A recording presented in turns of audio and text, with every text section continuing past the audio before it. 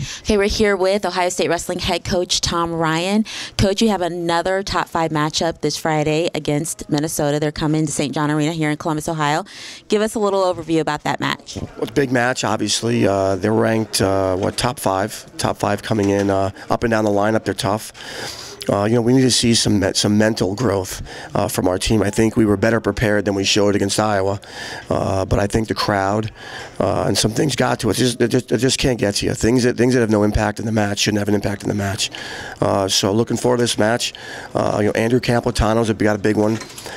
Seeing him rebound from a performance that was less than he was happy with, or us. So I think the bottom line is the fans, the people, wrestling fans, wrestling audience, alumni. They know a performance that is worthy of being excited about, and we need to have a performance like that. I mean, we need to get people on their feet and be excited about the way we compete and the fire we compete with, and we didn't do that Friday night.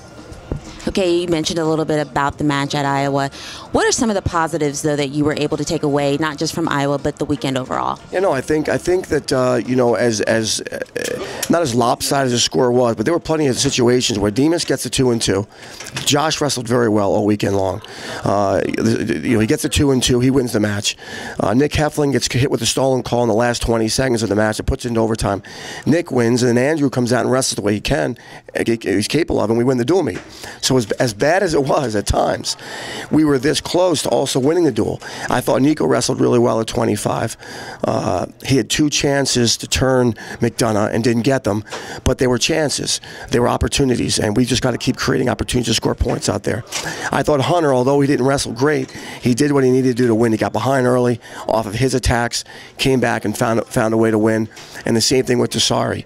It was in a tough atmosphere, a tough situation, and found a way to win. So as the nice thing is that we're in a position now where we're mad when we don't beat Iowa.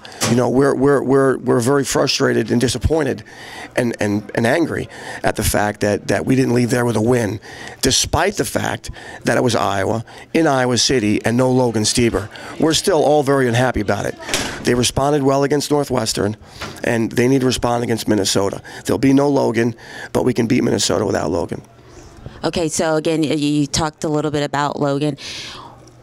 It sounds like he's not going to be available for Minnesota.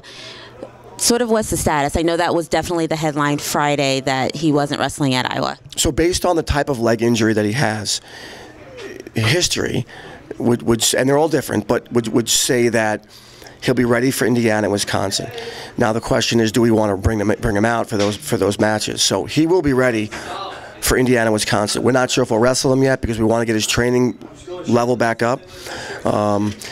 For sure, Illinois, he will be in the line for Illinois unless there's a major setback, and there's not going to be. So again, the plan right now is day by day for Indiana, Wisconsin, without a doubt, Illinois. Okay, and taking a little bit of a different topic here, just found out you have 2 wrestlers that earned 4.0s during the fall semester, first semester in the history of Ohio State, so a little different.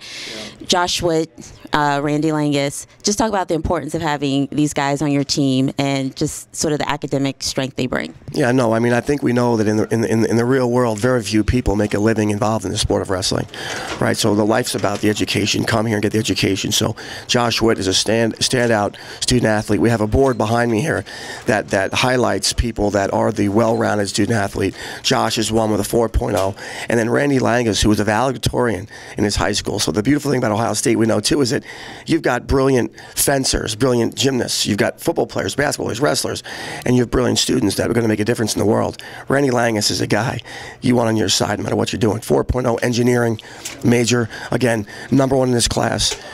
So he won a tournament this weekend. He happens to be 3rd string at Ohio State in our wrestling program. Right? He was a starter last year, 3rd string now. Never misses practice, works his butt off, and he's a guy that if you got to put him in the lineup, you got a stud. Like I said, he won this weekend in a decent-sized tournament. So love Randy, love Josh. They're what we stand for, and very proud of them. Okay, one more question. You mentioned Randy won at the Storm Open, won the title. He had a couple of more champions in Ian Paddock and also Nick Tabanella. Just talk about the importance of their performance this past weekend as well. Well, as we move forward, and you live for the day, but you're looking down the road. And Nick Tavanello is an important piece of the Ohio State wrestling puzzle. Right now, he appears to be the heavyweight that's gonna take the ball from Pete Capone, and he's won 4 college tournaments already. He's been third. He was 4 or 5 and 2 at the Penn State Open. So we've got him on a heavy lifting plan. I'm doing things differently than these guys are doing 4 times a week to keep his strengths up. So Nick's doing a great job. He had a 3.5 GPA as a freshman, and we all know coming in as a freshman, life is scary. You know, when it's your first semester away from mom and dad. So he's doing a great job. You know, Johnny DeJulius didn't wrestle this weekend because he came to Iowa. He actually drove out to Iowa. That's the type of passion he has for wrestling. He got in his car, drove out to Iowa, which is the beautiful thing about Visconti as well. Visconti, who wrestled 33 for us, he drove out to Iowa to be a part and compete, and then he drove Northwestern. So Randy Langus won the event, as you said. Who else won the event? A couple of guys, right? Ian Paddock, who's there's going to be a wrestle-off, which we can talk about another time, but on January 25th, we'll wrestle off Quartz Magram, Paddock Desari, for some starting spots. So they're all hungry to be in the lineup and help the program, and so there's a lot of guys here that are fighting for spots, and you know, the importance of competition is critical outside the room, so we send them to every tournament we can. Okay, great. Thanks, Coach, and good luck this weekend.